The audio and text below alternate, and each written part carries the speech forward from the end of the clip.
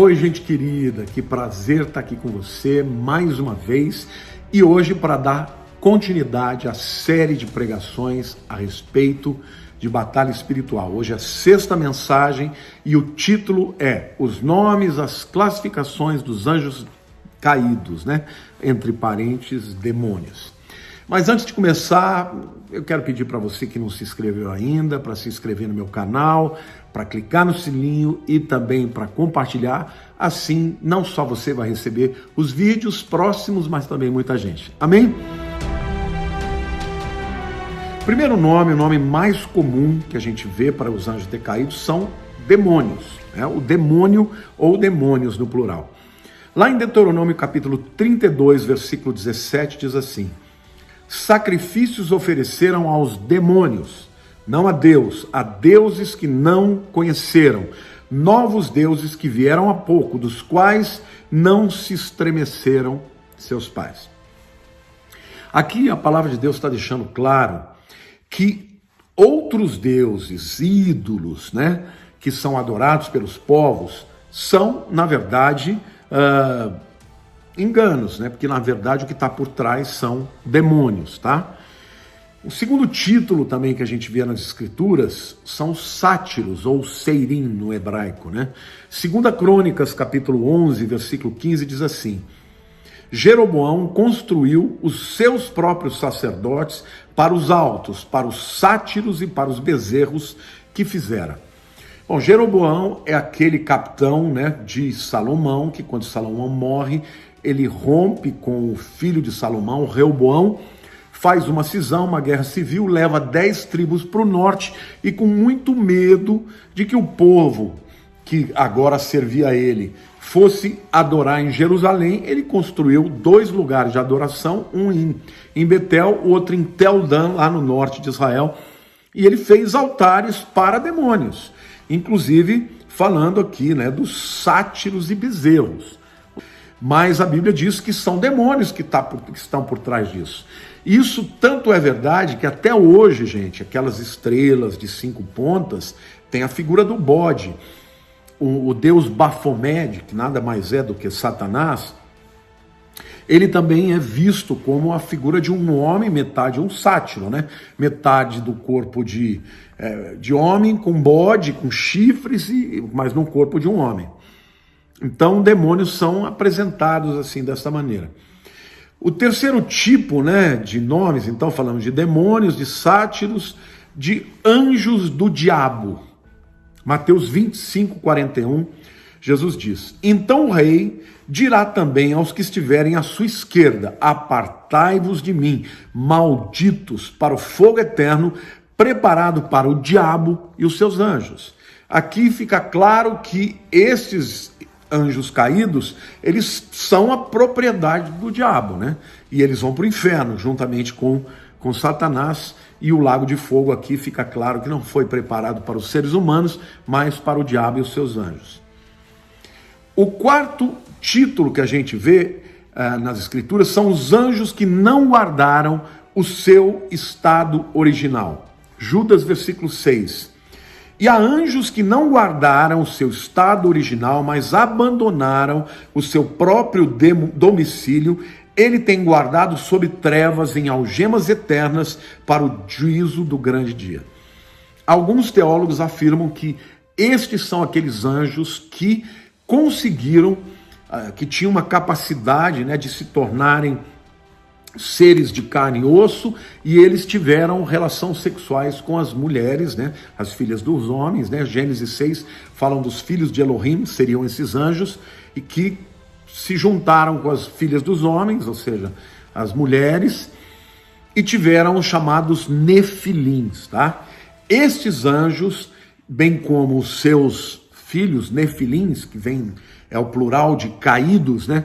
Esses demônios estão aí guardados, amarrados lá em trevas, né, no abismo, aguardando o juízo final. Mas é um outro tipo de demônios, uma outra classe de demônios. O quinto título para esses anjos caídos é o título de espíritos familiares. Deuteronômio capítulo 18, versículo 1 diz assim: Deus ele fala que quando eles entrassem na terra que o Senhor ia dar para eles, que eles não deveriam copiar as abominações que aqueles povos faziam. E aí ele começa a descrever, né? E ele fala que eles não deviam consultar nem encantador, nem necromante, nem mágico, nem quem consulte os mortos. Aqui a palavra mágico no hebraico é yadani, aqueles que conhecem e adivinham. Pessoa que tem um espírito familiar de adivinhação. E aqui vale a pena fazer um comentário. Vocês já perceberam que algumas vezes em sessões espíritas, a pessoa que baixa lá, né, a pessoa não, o espírito que baixa, ele sabe tudo da vida da pessoa? Como é que ele sabe? Muita gente acredita mesmo que aquele parente querido que morreu, não é um parente querido que morreu. Jesus deixa claro lá na história do rico e o Lázaro, que quem está morto não pode voltar para avisar os vivos, e nem os vivos podem ter contato com os mortos, tá? Então, literalmente, são demônios que acompanham as pessoas e as famílias por séculos. Então, eles sabem tudo, sabe do teu comportamento, do que você fala, de como você age. Então, não é difícil para eles chegar e imitar uma voz. Ah, pastor, mas eles conseguem? Claro, o ser humano consegue. Às vezes você ouve uma pessoa imitando o outro, é igualzinho, que dirá um demônio, né? Então, quando Deus fala que não é para consultar, né, estes mágicos, na verdade é espírito familiar. Isaías capítulo 19, versículo 3 também diz assim: o espírito dos egípcios se esvaecerá dentro deles, e anularei o seu conselho, e eles consultarão os seus ídolos, e encantadores, e necromantes. Aqui a palavra necromante, traduzido por necromante, é ob, no hebraico, que também significa espíritos familiares, e ainda fala dos feiticeiros. Então, gente, demônios podem acompanhar famílias e saber tudo dessas famílias para que eles possam, através desse conhecimento, enganar as pessoas, tá? E não só enganar, como oprimir também. A gente vê famílias inteiras sofrendo com os mesmos problemas. São demônios de briga, por exemplo. Aí você vê uma geração após outra, as pessoas não se entendendo, brigando, abortos espontâneos. Você vê claramente que existem enfermidades, né, que acabam acometendo muitas gerações da mesma família, espíritos familiares. Sexto lugar, espíritos imundos, tá? No grego é kartatos. Aqui dá a ideia, essa é uma palavra de espíritos impuros, imorais, né? Mateus capítulo 10, versículo 1 diz assim: tendo chamado os seus 12 discípulos, deu-lhes Jesus autoridade sobre espíritos imundos para os expelir e para curar toda sorte de doenças e enfermidades. Eu quero fazer aqui um parênteses para dizer que nós estamos falando de guerra espiritual. Quando uma pessoa se converte, Satanás não tem mais autoridade sobre a casa dela, por exemplo. Antes ele tinha a chave da porta, ele entrava quando queria. Agora, ele para entrar ele tem que pedir. Então, qualquer demônio que venha para entrar na tua casa, seja um espírito familiar que quer trazer os mesmos problemas dos seus antepassados, eles vão entrar só se você deixar. Só se você abrir a porta para eles. E você abre a porta para eles quando você cede aos pecados e às tentações. Eles não têm mais acesso a nada que é seu, a menos que você dê autoridade. Não se esqueça que Deus trabalha com o princípio de autoridade.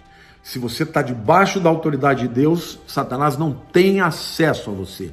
Mas se você cede a uma tentação, aquela área de tentação, ele vai ter acesso e vai te dominar. Então, muita gente que se converte acaba caindo nos mesmos pecados dos seus antepassados porque cedeu à tentação, tá? Então, se você, por exemplo, veio de uma família em que teu bisavô separou, seu avô separou, seu pai separou, repreenda isso na tua vida e diz: aqui não, morreu aqui o teu trabalho, vai procurar outra família, porque aqui você não tem mais autoridade. Mas tem que resistir a todas essas tentações, tá? E também você pode resistir até quando esses espíritos eles trazem tentações na área de moralidade, tá? Mateus 10:1 diz assim: tendo chamado os seus 12 discípulos, deu-lhes Jesus autoridade sobre espíritos imundos. Essa imundícia, essa sujeira aqui não é física, está falando de imundícia cerimonial, portanto, fala de demônios que são impuros, tá? E que trazem toda sorte de impureza, inclusive nessa área imoral, da sexualidade e tal. Mas eles também são espíritos que acabam trazendo doenças. Então, esses espíritos imundos também são espíritos que impõem uma série de enfermidades. Os 7 títulos dos demônios aqui são espíritos malignos. E no grego é poneros. Poneros é uma tradução da palavra poneros grega que significa que impõe muitos trabalhos, que impõe muitos aborrecimentos, fadigas, tormentos, que causam dores, problemas, doenças, cegueira. Ou seja, eles são malignos porque eles não pegam leve, gente. Eles pegam pesado. E muita gente sofre, né, a atuação desses demônios e acredita que está tudo bem. Não, é natural, é a vida que impõe essas coisas. Mas olha lá, Lucas 7:21. Naquela mesma hora curou Jesus muitos de moléstias e de flagelos e de espíritos malignos, aqui poneros, e deu vista a muitos. Ou seja, as enfermidades desses indivíduos, muitos deles, eram resultado desses demônios. Lá em Atos capítulo 19, versos 11 a 13, a Bíblia diz assim: E Deus, pelas mãos de Paulo, fazia milagres extraordinários, a ponto de levarem os enfermos lenços e aventais do seu uso pessoal, que a unção de Paulo nos lenços, né, provavelmente no suor dele, curava as pessoas, diante dos quais as enfermidades fugiam das suas vítimas, e os espíritos malignos, aqui poneros, né, se retiravam. E alguns judeus exorcistas ambulantes tentaram invocar o nome do Senhor Jesus sobre possesso de espíritos malignos, dizendo: esconjuro-vos por Jesus a quem Paulo prega. Tá? Paulo, a unção de Paulo, curava enfermidades e expulsava os demônios também. Então esses espíritos malignos, eles não só causam enfermidades, mas também possessões. O 8º título é Espíritos enganadores. Entre parênteses, espíritos de sedução. 1 Timóteo capítulo 4, versículo 1 diz assim: Ora, o Espírito afirma expressamente que nos últimos tempos, agora, alguns apostatarão da fé por obedecerem a espíritos enganadores e a ensinos de demônios. Eu preciso fazer aqui alguma observação importante. Primeiro, nos últimos dias haveria apostasia. Apostasia é uma palavra para divórcio. Aqui não é um divórcio de um casamento físico, não, divórcio espiritual. É a ruptura com Deus. Agora, quem provoca isso, essa ruptura com Deus? Demônios, espíritos de engano e espíritos sedutores. Agora, é importante dizer que se alguém já foi divorciado, então porque foi casado. Aqui eu vejo literalmente pessoas que eram crentes e que por causa desses espíritos de engano foram cedendo. Chega uma hora que elas falam: não quero mais Deus, não quero mais Jesus, e já era, meu irmão. Aí não tem volta, tá? Mas esses espíritos, eles não são aqueles espíritos que vêm e põem doença, não. Eles são enganadores, eles são sedutores. Eles começam com aquela conversinha que Satanás começou com Adão e com Eva. Olha, Deus falou isso, que você vai morrer no dia que você comer do fruto. Mentira. Deus está escondendo o leite. Na verdade, vocês vão ser como ele, conhecedores do bem e do mal. Vão lá e comam. É a sedução e a mentira. Esse é o tempo que nós estamos vivendo, irmãos. Existem pessoas que estão sendo enganadas e seduzidas. Eu vejo ovelhas minhas, que no passado eram ovelhas cheias de paixão, cheias de fogo do Espírito de Deus, e hoje estão frias, intelectualizadas. Esse é o espírito da apostasia. Então, se você vê na tua vida que começou a esfriar, começou a acreditar nessas ideologias, nessas filosofias humanas, cuidado, esse espírito é de engano, esse espírito seduz e o objetivo dele é levar à morte, tá? A palavra planos, que significa enganadores, também dá ideia, além do fato dele seduzir e enganar, que ele é um espírito errante, que fica aqui e acolá, e que o objetivo dele é mudar as pessoas, no sentido de mudar os seus pensamentos, os seus sentimentos, e mudar até as suas convicções e crenças, tá? Esse espírito sempre deseja levar a pessoa ao erro e, por final, que eles querem levar a pessoa até a morte. O 9º título é o título dos demônios, né? Eu quero dizer para vocês que esse é o título mais comum, tá? Aparece 75 vezes no Novo Testamento, mais um monte de vezes no Velho Testamento, e existem algumas teorias a respeito dos demônios. A primeira teoria é que eles são espíritos de homens enganadores, seres humanos que morrem e aí ficam enganando por aí, que na verdade eles não são aqueles anjos caídos, eles são pessoas mesmo, que ficam vagando por aí e ficam enganando as pessoas, tá?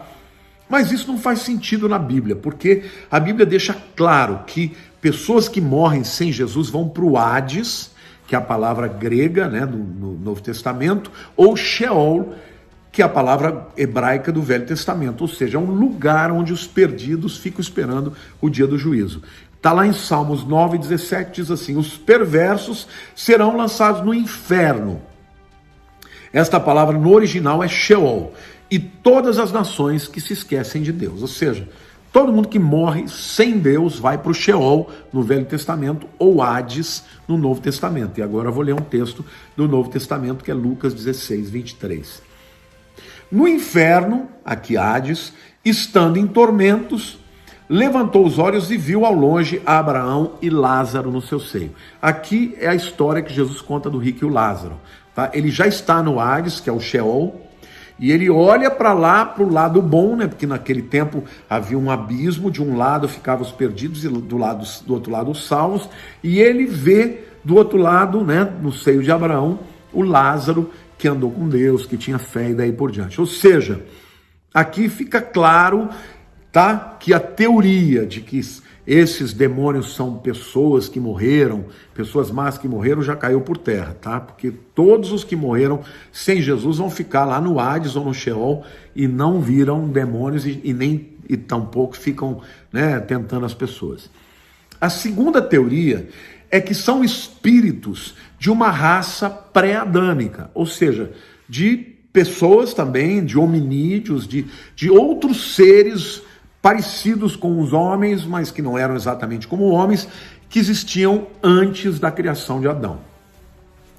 Essa teoria também é furada, gente.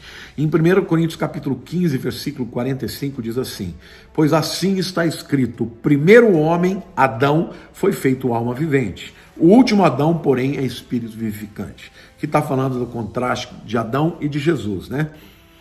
Entretanto, a Bíblia diz claramente que ele é o primeiro homem. Não houve outros homens, outros seres que Deus criou como homens. Não houve, tá? Aí você vai dizer, mas e esses hominídeos, esses fósseis, querido? Tudo balela. Às vezes você vê um fóssil, você vê lá ele feito de gesso, ou até mesmo de barro, seja cerâmica. Gente, eles pegam um pedaço de uma mandíbula de um animal e reconstroem inteirinho por causa disso. Desculpe, há muita forçação de texto nisso aí. A Bíblia diz claramente que o ser humano, Adão é o primeiro homem, não tinha homem antes dele, tá? A terceira teoria é que esses demônios são os chamados anjos caídos que se juntaram, tá, às filhas dos homens, tá, e produziram os nefilins, né? Essa teoria também não tem sentido, queridos, porque a Bíblia diz que esses demônios, esses anjos caídos, eles já estão em cadeias, no abismo, aguardados para serem julgados por Deus no dia do juízo. Então, é muito importante que vocês entendam que essas teorias não têm respaldo na Bíblia. Qual é, então, a ideia, a melhor de todas as teorias, o melhor entendimento sobre os demônios? Bom, os anjos caídos, ou seja, aqueles que batalharam contra Deus, 1/3 dos anjos, tá? Não ficaram com Deus e seguiram a Satanás. Estes anjos se tornaram demônios. Não aqueles que estão em trevas e nem tampouco aqueles últimos que vão ser soltos na grande tribulação. Todos os demais são chamados demônios. Agora, para que a gente está estudando sobre eles? Porque a Bíblia diz que a nossa luta não é contra a carne nem contra o sangue, é contra esses demônios de vários ranks e de várias classes. O que eu quero dizer para você, meu querido, o demônio mais simplesinho que existe, ele é muito mais poderoso do que você. Então, para você enfrentar a batalha espiritual, só tem um jeito: sujeitai-vos, pois, a Deus, resistir ao diabo e ele fugirá de vós. Esse jeito inclui você colocar a armadura de Deus, e dentro dessa armadura de Deus existem vários utensílios da armadura que são de defesa, mas tem um utensílio que é ataque, que é a espada do Espírito, que é a palavra de Deus. Não se esqueça, Jesus venceu Satanás lá no deserto pela palavra, citou a palavra, porque a palavra tem poder. Satanás não resiste à palavra. E por último, lá no Apocalipse, a Bíblia diz que aqueles que serão perseguidos pelo diabo, eles o venceram pelo sangue do Cordeiro e pela palavra do seu testemunho. Então, meu querido, não tem guerra espiritual sem palavra. Você deve falar a palavra, ler a palavra, orar a palavra, repreender através da palavra, para a honra e glória do nome de Jesus. Eu quero declarar na sua vida vitória sobre toda e qualquer guerra espiritual. Você, sabendo que esses demônios existem, resista a Deus, resista ao diabo, sujeite-se a Deus, resista ao diabo e ele fugirá de vós. Amém? Eu espero que você esteja gostando dessa série, tem muito mais por aí. Você vai sair dessa série um expert em batalha espiritual. E olha, eu quero terminar contando um testemunho. Eu fiz duas lives a respeito de batalha espiritual. A primeira, alguns segundos antes de acabar, para eu poder salvar, ela desapareceu. A segunda, eu cheguei a gravar, mas ela não foi pro Stories, foi só pro feed. Então, ou seja, falar desse tema é guerra. E, gente, a coisa é tão séria que, olha como o inimigo faz. Ele bota gente para entrar num momento desse para falar besteira. Eu ontem fiz uma live falando sobre batalha espiritual, eu não vou citar aqui porque eu não quero expor ninguém, mas uma pessoa viu a live e fez um comentário tão feio a respeito meu e da Lilian, que eu falei, meu Deus do céu, quando eu comecei a ler, eu nem estava entendendo o que a pessoa estava falando, ela fazendo um comentário horrível sobre mim e sobre ela, a ponto de eu ter que apagar. Porque aí as pessoas, ao invés de começar a comentar sobre a live, começaram a comentar do comentário dela, entendeu? Eu falei, não vou dar ibope pro diabo não, apaguei. Tirei a live e tirei do feed também do Instagram. Então, você que está entendendo que batalha espiritual é algo que acontece na nossa vida, querido, não enfrente a vida simplesmente com inteligência humana, com capacidade humana. O apóstolo Paulo entendeu isso. Quando eu vim ter convosco, eu não vim falar com palavras de persuasão e nem inteligência humana, mas com poder de Deus e demonstração de Espírito. Enfrente o poder das trevas, estando firme em Deus, santificando a sua vida, usando a armadura. Pelo nome de Jesus, você vai com a palavra e Deus vai te dar a vitória em todas as suas batalhas. Não se esqueça, Satanás quer destruir a tua vida, quer destruir a tua família, quer destruir o teu ministério, quer destruir o chamado de Deus para a tua vida. Fica firme, não desiste, porque a Bíblia diz que nós em Cristo Jesus somos mais do que vencedores. Amém? Um beijo grande no teu coração, Deus te abençoe.